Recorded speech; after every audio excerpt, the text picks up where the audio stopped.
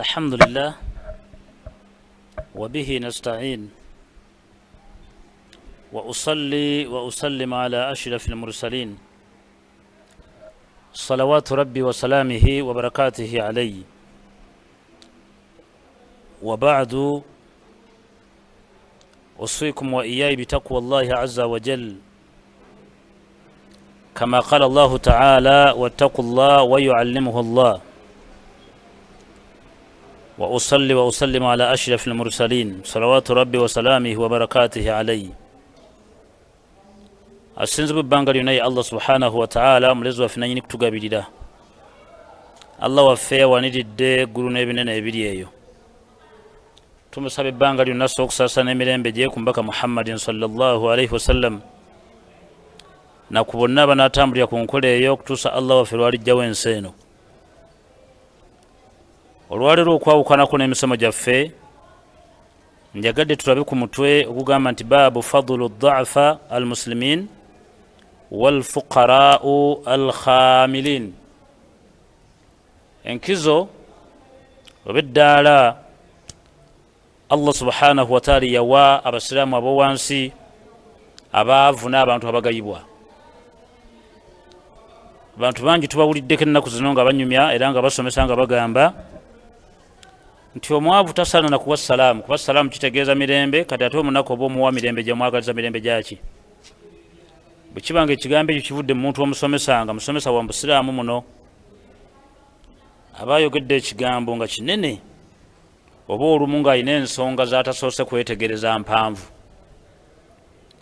Ab'ebitiibwa mbawa amawulire ag'ennaku eri bonna abali mu nsi nga mulina ssente muwangaalire mu kutya. Omugagga alina ebibuuzo bingi era alina okugezesebwa kungi nejja n'ogiyingira, kubanga ssente z'alina kigezo bwe kimulema okukwata obulungi wano we tugenda waliwo amaziga olw'essente. Allah yatunyumiza mu ssuula emu eyitibwa Al-Kahfi aya 28 n'atugamba nti wasbir nafsak, yali agamba Muhammadin sallallahu alaihi wasallam Muhammadin nsaba obeere mugumiikiriza ma'a alladhin wamu n'abo yad'uuna rabbahum bilghadaati wal ashiyi, abalajanira Allah waabwe ku makya n'akawungeezi, yuriduuna wajha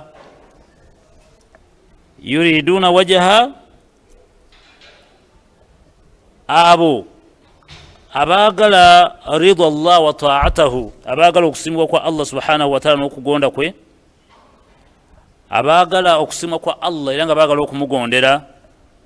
Wala ta'adu aynaka anhum, abantu abo tubabuusanga amaaso n'obakkakkanya n'obalaba n'olowooza nti bawansi.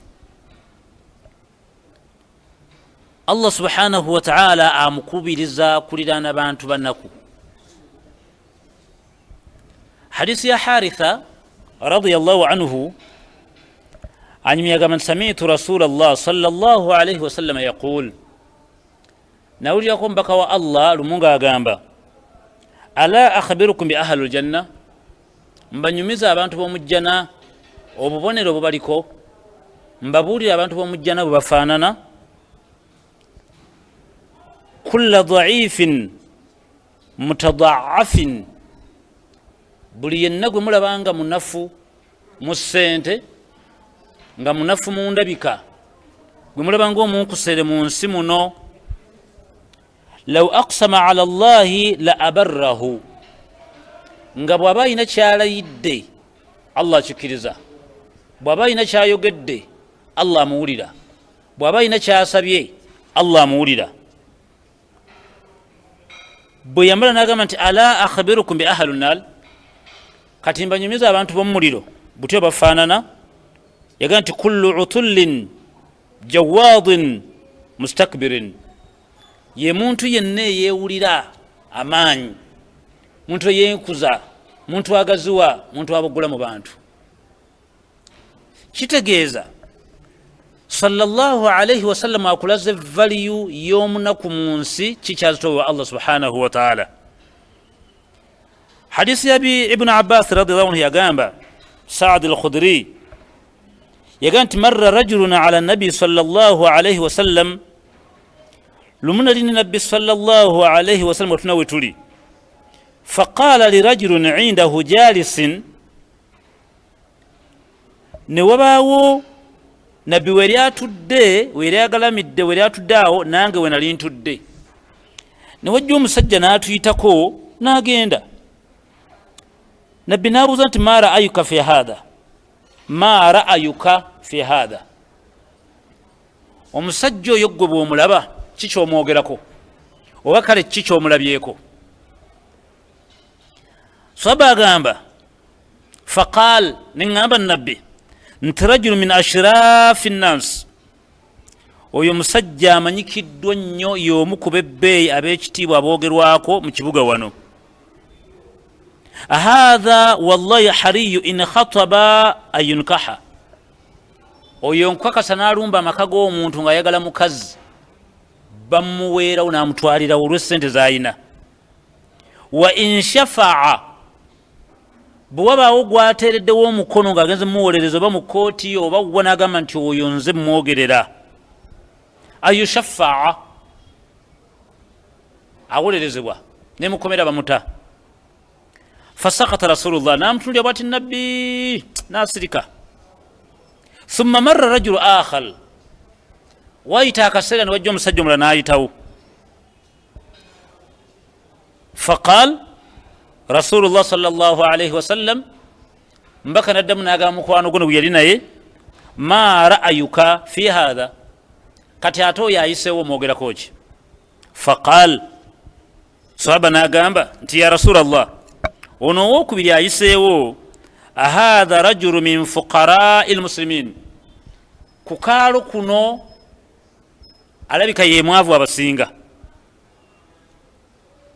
ahadha hariyun oyo omusajja gulaba yagenze guŋŋambye owokubiri in khataba alla yunkaha n'amala agenda mu maka g'omuntu nga yagala muwala oyo terya mumuwa ku bunaku bwe wa in shafaa alla yushafaa oyo ni bwabazze mu kooti kuwolereza muntu n'omulamuzi amugoba endabika ye nyambala ye asiwuse teyenkanankana talina kyali oyiba mugogobi naawe wa in qaala alla yusma liqawlihi ne wabeera ku mukolo oba mu meeting n'afulumya ekigambo ng'alina kyateesa buli omu agamba wumba emimwa olw'obunaku bwe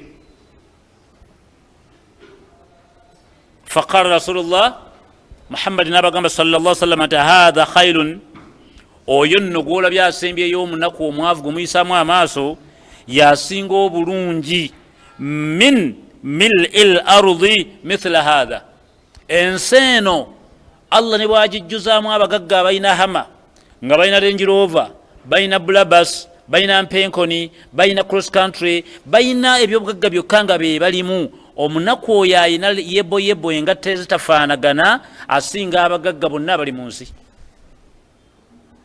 ويأكنيمز أبا قاسم صلى الله عليه وسلم صادق المصدوق نني كوغيرا مزما njagala kulaga value oba enkizo eddaala omunaku omwavu onayambala essaati ey'ebituli ayina empale eriko ekituli ayina engatta ezitafaanagana ate ayina mmere emala ayina omwana atasoma ekitiibwa allah kye yamuwa mu nsi muno ekitamanyiddwa lwaki anti okubeerawo kwe mu nsi allah yamufuula ekyo kyali mu statement emu mu Qur'ani Allah yabuza nti ahum yaksimuna rahmat rabbik mwaba kudalira abakakkanya abanaku bange mu nsi mmwe mutematema mmwe mugabanya riziki yange mu bantu nahnu qasamna bainahum ma'ishatahum fil hayati dunya nze Allah wamwe nze ntematema nze mmanyi enfuna ya buli kitonde ebyo bye mulaba mu nsi warafa'na ba'dhum fawqa ba'd darajati olumu nsitula amadaala abamu ne basukkuluma ku bannaabwe naye ng'ekigendererwa njagala bano abagaggawadde bakudaalira abanaku nsobole obbabonereza eyo aya ya Qur'ani yagamba muhammadin sallallahu alayhi wasallam hadisi ya abi sa'id al-khudri radiyallahu anhu qaal yagamba nti ihtajjat aljanna wannaaru ejjana n'omuliro lumu byakaayana mbaka akunyumiza agamba ejjana n'omuliro lumu byakaayana faqalat an-nar omuliro ne gufulumya ekigambo ne gugamba nti fiya aljabbarun, munze buli yenna eyeekuza, agaziwa, azimba, abeera muhama, ajja ku mukono bagamba nti muyimirire, mugagga atuuse, musirike haja ayogere. Munze mu muliro abantu abo mwebali mwebatudde, muliro gunyumya nti nze muliro. Abantu bonna abeggume, abantu abemanyi, abantu abajja ku mikono babayimiriza, abantu abatambula nga babataddeko amaaso, abantu abo mulaba abanene, munze mwe bagenda okutuula ku lunaku lw'enkomerero. Waqalat aljanna, ate jana negamba fiya duafa, ate nze abantu abanaku ab'owansi njagala batuule munze. Wamasakinuhum, naabo bemulaba nga bamasikini, talina mmere mumala, abaana be bali bubi, abo njagala kutuula nabo ku lunaku lw'enkomerero. Ani anyumya? Jana. Faqada Allahu bainahuma, Allah nafulumya ekigambo wakati w'omuliro n'ejjana nga boogedde ebigambo ebyo. Omuliro gugambye munze yenna yali agaziwa mu nsi nga munene, bwajja ku mukolo bamulaba, bwakola embaga ya bulabe n'ebirala, munze mwe bateekwa okutuula. Ejjana negamba nze buli munaku yenna ali mu nsi, ali emmere etamumala, ayambala engatto ezitamutuuka n'ebirala, nze ngenda okubeera ku lunaku lw'enkomerero. Allah bw'abiwulira, Allah n'alamula wakati w'ebibiri. Allah yagamba atya, innaka aljanna, gwe jjana gwe, rahmati, oli kyakusaasira kyange, arhamu biki man ashaa'u, nja kusaasira naawe eri oyo gwe n'abanjagadde. Gwe jjana oli kyakusaasira kyange, nja kusaasiza nakyo oyo gwe n'abanjagadde. Wa innaki nnaaru adhaabi, gwe muliro gwe oli kyakubonereza kyange. Oadhibu biki man ashaa'u, nja kubonereza naawe oyo gwe n'abanjagadde. Walikaila yakuma alayya mil'uha, kyemwogedde kyennyini ekyokuba nti abanaku abaavu bagenda kubeera eno gye ŋŋenda okubajjuza, nammwe abeekuza baali beemanyi nti muli baabulabe, nammwe gye mugenda okudda, nammwe gye ŋŋenda okubajjuliza.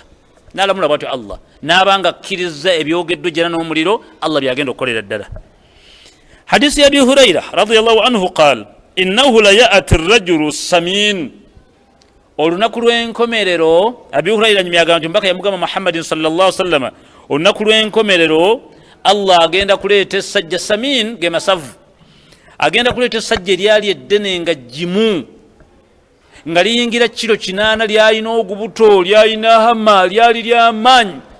Nga mulabulala bali mu gavumenti, abaddu balina obumbi 9 mu nnyumba zaabwe, abaddu balina byahama, muddu ajjayo eno ajjayo eno, kulaba omuddu talinaayo kyasuubira kubonaabona n'akamu ku ensi.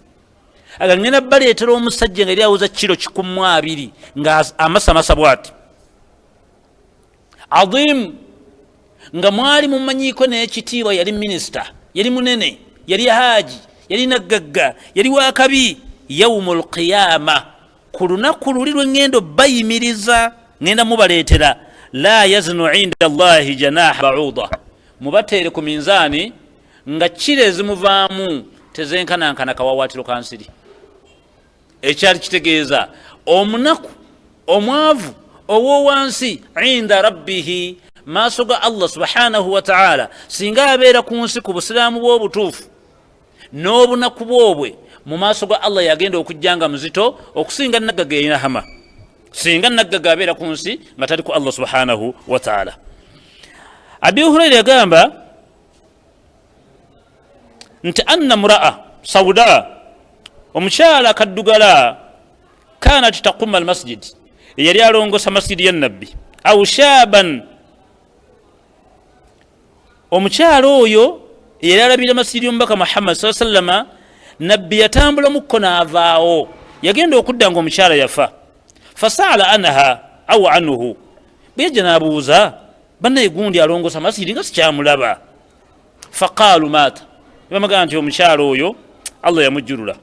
Qaala, n'abagamba afala kuntum adhantumuni, bannaye lwaki temwambikira, lwaki temwaŋŋamba? Fakaannahum sagharu amaraha, ng'ekya oba oliawo ekyaliwo balaba munaku talinaako nnyo value eryawo bagenda baziika kasasiro aveewo nga kibalowooza. au amarahu faqala dalluni ala qaburihi, mundagirire mangu mwamuziise. ne bamulagirira fadalluhu fasalla alayya, nagenda bamuziise namusabira edduwa. thumma qal, lwamala nagamba nti inna hadhihi alqubul, ntaana zino ez'abantu abali wano, mamluatu dhulmatu ala ahliha, zijjudde ebizikiza bannanyinizo, bizikiza bibasazeeko munda eyo. wa inna allaha taala yunawiruha lahum bisalati, ne allah subhanahu wataala musabye saba allah abawa ekitangaala alayhim bonna. olaba valiyo y'omukyalo ono nabbi gye yalengera nadduka mangu agende, bano baali bakizinzezinze bamugjeewo, akulaga valiyo y'omuntu owansi. yagamba sallallahu alayhi wasallam, hadisi ya usama radiyallahu anhu, agamba nti kumtu alayya babu ljanna faidha amat man dakhalaha almasakin. saadi agamba, manya usama agamba radiyallahu anhu nti omubaka yamunyumiza sallallahu alayhi wasallam nti yayimirira ye yennyini nabbi ku mulyango gw'ejjana, naye yagenda okulaba nga abantu abasinga okuyingira mu mulyango gw'ejjana ogwo almasakin, bantu bafuna mpola. wa ashabu ljaddi, ate nga ndaba abasajja bannanyini ssente abagagga, mahbusun, bakyabayimiriza ebweru balindemu okuyingira. ashabu nnaal kad umira bihim ila nnaal, naye nga abantu b'omuliro oledde bo bayingidde dda byawedde. wakumtu alayya babu nnaal, kwe kukyusa ne ŋŋenda ku mulyango gw'omuliro ningize bani abali munda, ŋŋenda okutunula munda. faidha amatu man dakhalaha nisa, nagenda okulengera nga abasinga munda bendabayo nabayo abakazi bangi. wulya statement eyo. sallallahu alaihi wasallam agamba nyimirira ku mulyango gw'ejjana nga buli munaku ayitawo buyisi, buli mwavu ayingira buyingizi, buli mwavu ayingira buyingizi, nga buli mugagga ajja bamuyimiriza ebbali, lindamu gwerindamu gwerindamu gwerindamu. ne ŋŋambibwa nti ate jjana omuliro gwajjudde dda, kwe kutambula ŋŋende ku muliro ndabe baani abalimu, ŋŋenda okutuuka mu muliro okulingiza nga bba abakyala abali omu nkuyanja. hadisi eno njagala ogiwulye bulungi, ojjemu ofunemu oggwemu akakunkuna okuva na leero, otegeere valiyu y'omunaku, valiyu y'omwavu, valiyu y'omuntu w'owansi, bbanga lyamala ng'ali ku busiraamu, ekitiibwa kyayine wa allah. hadisi ya abi hurayra radiyallahu anhu qal lam yatakallamu fi lmahdi illa thalathatu, abantu abaali boogeddeko nga bakazaalibwa ensi bukyanga ebaawo bali basatu. isa ibnu maryam, isa mutabani wa maryam, wa sahibu juraiju, ne sahibu juraiju, mukwano gwa juraiju. owokusatu mumumanyi, owokusatu ye mwana oli eyakubwa akasaale, allah gwanyumya mu sura eyitibwa buruji, yaga nti wama naqamu minhum illa an yuminu billahi alazizu alhamid. kati mbaka akunyumiza nti abantu abaali boogeddeko nga bakazaalibwa mu nsi bali basatu nga baana, nga bakagwawawo ne boogera bali bameka? kati akunyumiza sahibu juraiju omutegeere. agamba nti wakana juraiju rajulun abidin, gwe bayita juraiju yali muvubuka nga mutya allah. fattakhadha sawmaata fakana fiha, n'agenda akola, n'agenda azimba omuzikiti gwe oba essinzizo lye mu kafo mwe yali baali boonoonefu, n'abavaamu n'agenda mu lusenyi ebbali oba mu kifo ekyesudde, n'azimbawa omuzikiti gwe nga mutono nga gwa ttaka, ate ng'agusaaliramu bw'omu, kubanga yali yekka mu kitundu ng'ate asinza allah bw'ati. faatatuhu umuhu wahuwa yusalli faqalat, lumu maama we yamunoonya nga tamulaba, ne bamugamba joja najja kiyo gyasale gyazimba omuzikiti. maama we najja waasaalira, n'amuyita n'amugamba nti ya juraiju, gwe mwana wange juraiju, naye yamusiŋŋana ate mu swala. faqal, juraiju bw'awulya eddoboozi lya maama mu swala n'agamba ya rabu, aye allah wange, ummi wa salati, ndi mu swala, allah njitabe maama oba ŋŋende mu maaso n'okusaala. fa aqbala ala salati fansarafat, n'agenda mu maaso n'okusaala. maama naye yalaba ayise tayitabwa, tebamuddamu, maama n'agenda. fa aqbala alayhi falamma kana min alghadi, olunaku lw'enkeera, era n'ayagala ng'anoonya mwana we, era mu biseera byemu eby'esswala. atatuhu wa huwa yusalli, era agenda okuddayo yasinga ya Jurayju mutabani we era asaala. Faqala namuga nti ya Jurayju owange gwe Jurayju. Faqal ay rabbi ummi wa salati, Allah wange njitabe maama oba mmala okusaala. Fa aqbala ala salati, nagamba kamale kusaala, yagenda okumala nga era maama agenze. Falamma kana min alghadi atatu wa huwa yusalli, olunaku olwokusatu era maama yanoonya mutabani we era n'akomawo ku ssinzizo lye n'asiŋŋaana era ng'asaala. Namuga nti ya Jurayju, n'ayita gwe Jurayju. Jurayju n'agamba ya rabbi, Allah wange nyanukule maama oba ngende maaso n'okusaala. N'agenda maaso n'okusaala. Faqalat, maama n'awulira obusungu omwana okubanga buli budde alumbya kusaala.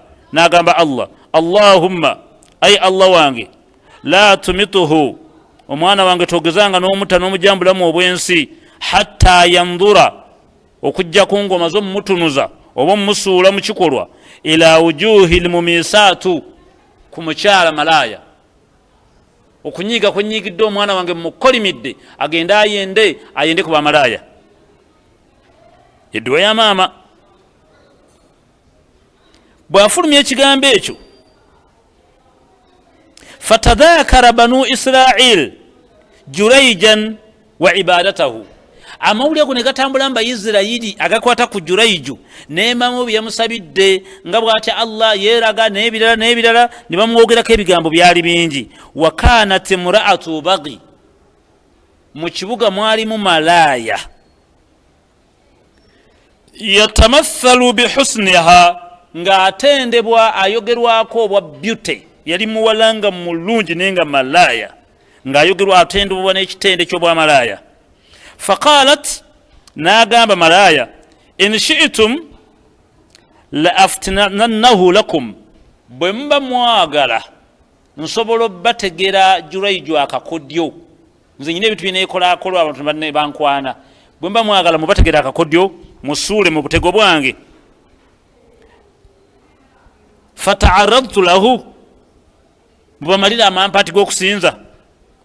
Falamu yaltafitu ilayha fa'atat ra'iyan kana yu'wi ila sawma'atihi, malaaya yayambala obugoye obwetega n'atambula n'agenda ku ssinzizo lya Jurayju.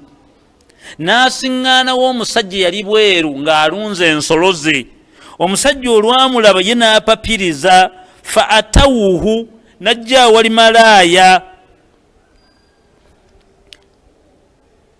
Bw'ajja awali malaaya, malaaya bw'ajja awali Jurayju, fastanziluhu wa hadamu sawma'atahu, n'ayingira. Malaaya olwajja n'alaba omulunzi n'amuyitako n'agenda ku ssinzo lya Jurayju ne yeetega bye yeetega. Jurayju n'agenda maaso n'okusaala. Omulunzi bw'alengera malaaya yamukubira sayini n'abanga gwayita omulunzi ebweru. Malaaya bw'ajja ebweru ono ne bakwatagana. Wahadamu amakulu, faamkanatuhu min nafsiha, n'amwegwaniza. Fawqa alayha, n'amwebakako. Fahamalat, n'amufunisa n'olubuto. Falamma waladat qalat, malaaya bw'alemwa mission y'okuwangula Jurayju nga yeebase n'omulunzi, yaddayo mu kibuga. Olubuto bwe lukula n'aluzaala, n'alimba abantu b'omu kibuga ti mission yaggwa, Jurayju yantika olubuto. Fa'atawuhu, abantu baalumba Jurayju. Fastanziluhu wa hadamu sawma'atahu, ne bamuvuma ne bamujerega n'essinzizo lye ne balimenya. Waja'alu yadribunahu, ne batandika n'abamu okumukuba nga bamulanga obwononefu, yeefula atya Allah ng'ate ali mu bwononefu. Faqala ma sha'anukum, n'ababuuza bino bye muntuusaako nakoze eki? Qaalu, ne bamugamba nti zanaita bihadhihi albaghi, wayenze ku mukyalo ono malaaya. Fawaladat mink, n'omuzaalamu n'omwana. Qaala, n'abagamba ayina sabiyi, omwana gwe namuzaddemu yaaliwa? Fajaa'u bihi faqal, ne baleeta omwana n'abagamba da'uni hatta usalli, mbadde nsaba munnindemu mmala okusaala. Fasalla, n'asalira akabbiri. Falamma nsarafa, bwe yamala okusaala, ata sabiyu, najja awali akaana ke bagamba nti yayenda n'akazaala ku malaaya. Fata'ana fi batnihi, n'ateeka omukono gwe ku lubuto lw'akaana ako nga baakakazaala. Waqal ya ghulam, Jurayju n'agamba kaana gwe, man abuk, ani kitaawo omutuufu? Qaala, akaana ne kagamba fulanu ra'i, waliwo omusajja alunda ensolo. Fa aqbalu ala Jurayju yuqabbilunahu, abantu ne beetondera Jurayju nga basaba abasonyiwe, nga bamusaba abasonyiwe olw'ebyo bamutuusizzaako muli azaamaanya. Wayatamassuhuuna bihi waqal, nga bamwetonde bamugamba nabna laka sawma'atak, tukuzimbira omuzikiti tuguzeewo min dhahabin, nga gwa zaabu gwa feeza. Qala, n'abagamba uiduha min tin kama kanat, muguzeewo nga gwa ttaka nga bwe gwabadde. Fafaaluuhu, ne baguzaawo. Wa baina sabiyu, njagala oze bulungi valiyu y'omunaku, otegeere ekitiibwa ky'omunaku ky'omufuna mpola mu nsi muno. Wa baina sabiyu yarda min ummi, malaaya yali akutta omwana oyo omuto ng'ali mu muyonsa bw'ati. Famarra rajulu rakibu ala dabati fariha, ne wajja wayitawo omusajja yali ku nsolo nga ya bbeeyi, ng'omusajja mugagga. Washarati hasanatin, ng'omusajja ayambadde engoye ng'alabika bulungi nnyo. Faqalat ummuhu, maama malaaya n'ayogera ekigambo ng'ayonsa omwana nti Allahumma ij'al ibni mithla hadha, Allah mbadde nkusaba munnanga ali mu ggulu, omwana wange mufuule nga wabbeeyi ng'alabika bulungi nga mugagga ng'omusajja oyo. Fataraka thadiya wa aqbala ilay, omwana n'ajja ebbeere mu kamwa omulundi gumu n'atunuulira nnyina. Wa aqbala ilay, n'atunuulira n'omusajja. Fanadala ilayhi faqal, omwana n'agamba nti Allahumma, ay Allah nannyini eggulu, la taj'alni mithluhu, tonfuulanga nga musajja oyo bw'afaanana. Thumma aqbala alayya thadihi faja'ala yartadi, naddamu maaso n'okuyonka. Fakaanni anzuru ila rasulillah sallallahu alaihi wasallam wa huwa yahqi irtadaahu biasbu'ihi assababa fiya fihi. Abi Hurayra nyimi agamba nti hadithi eno njibabuulira, naye nninga ng'essaawa eno alaba nabbi sallallahu alaihi wasallam yaddira olugalo lwe bw'ati olwa shahada n'aluteeka mu kamwa ng'atugereza ekikolwa omwana kye yakola obwangu ng'asikambula ebbeere mu kamwa. Nabbi n'atuteera olugalo mu kamwa bw'ati n'amala n'aluggyayo lumu. Omwana najja n'ateeka, nabbi n'atugereza olugalo ng'omwana bwe yasikambula ebbeere mu bwangu n'alikasuka, n'agamba Allah togezanga n'onfula ng'omusajja maama gwansabidde. Abi Hurayra nyimi agamba kino nninga alaba essaawa eno kyemba nyumiza nga nabbi abagereza ebbeere eryo. Mu hadisi bwe bakireeta. Faja'ala yamudduha wa marru bijariya wa huwa yadribunahu, maama lumu ate aba ayonsa omwana era ku lunaku lunyini kawungeezi ne baleeta omukyala. Wayadribunaha, bajjanga bamukuba. Wayaqulun, nga bafulumya ebigambo bino wammanga, zanat, wayenze, sarakat, wabbye. Wahiya taqul hasbi Allah wa ni'mal waqil. Faqalat ummu, nga babagamba nti nsaba Allah subhanahu wa ta'ala nannyini ggulu ammalire, ng'omukyala bwabagamba nti nsaba Allah nannyini ggulu nsaba ommalire. Banvunaano bw'amalaaya saakoze bw'amalaaya, baŋŋamba obubbi sinnabba, Allah nsaba ommalire. Omukazi ono gwe bakubanga kye kigambo ye kyafulumya. Maama n'agamba nti Allahumma, ay Allah, la taj'al ibni mithlaha, Allah tofuulanga mwana wange kubeera malaaya na mubbi na muntu wa wansi nga mukyalo oyo. Fataraka ridaa, omwana naddamu najjayo ebbeere mu kamwa omulundi gumu n'alitta bw'ati omulundi gumu. Wanadara ilayya, n'atunuulira omukyala. Faqaala, omwana bebi n'agamba Allahumma ij'alni mithlaha, Allah mbadde nsaba onteke mu kifaananyi ky'omukyalo oyo. Fahunaalika taraja'a alhaditha faqaala, omwana olwafulumya ekigambo ekyo maama yawalirizibwa n'amanya nti gwayonsa alabika mukulu munne, n'amugamba ekigambo kino banyumyemu. N'amugamba ya mwana wange, omusajja yayiseewo ng'ali mu mbeera bw'ati n'ebweti, mwana wange n'oyogera kino, bwe waleese kino oyogedde kino, nsonga ki eri awo era otegeeza ki? Allahumma la taj'alni mithlahu ومروا بهذه أمة وهو يضربونها ويقولون زنت وسرقت، نقول اللهم لا تجعلنها مثل هذا، اللهم اجعلني مثلها. innaka dhaka rajulu ma dhunnuku, mwana wange kikyotegeeza mu ebyo eyazze nga mulungi nkwagaliza kirungi wamweganye, azze nga aswaza alabika bubi ate omwegombye oyagala mumufaanana, mwana wange otegeeza ki? N'afulumya ekigambo kino omwana, inna dhalika rajul, musajja oyo gwalabye, kaana jabbaran, bw'aba atambula mu bantu buli muntu amuviira kubanga mugagga, bw'aba azze ku mukolo buli omu amwanjula, bw'aba asiŋŋaanya omunaku ava mu ntebe ye yatuule, abantu balemererwa ebyokukola mbatunuulira oyo omuddu oyo. Obwo bubonero bw'abantu b'omuliro, muntu wa muliro. Wa inna hadhihi yaquluna laha zanat, oli gwe bagamba nti yeyenze mwononefu mubbi n'ebirala, walam tasriq, naye nga bamuwaayiriza nga si mubbi, n'agamba Allah nti Allahumma ja'alni mithlaha, nensaba nga ngamba Allah nfule ng'oli eyagambye nti Allahumma ay Allah nesigamidde tawakkaltu ilay, nesigamidde gy'oli, oyo gw'olabawo wansi be bantu b'omujjana.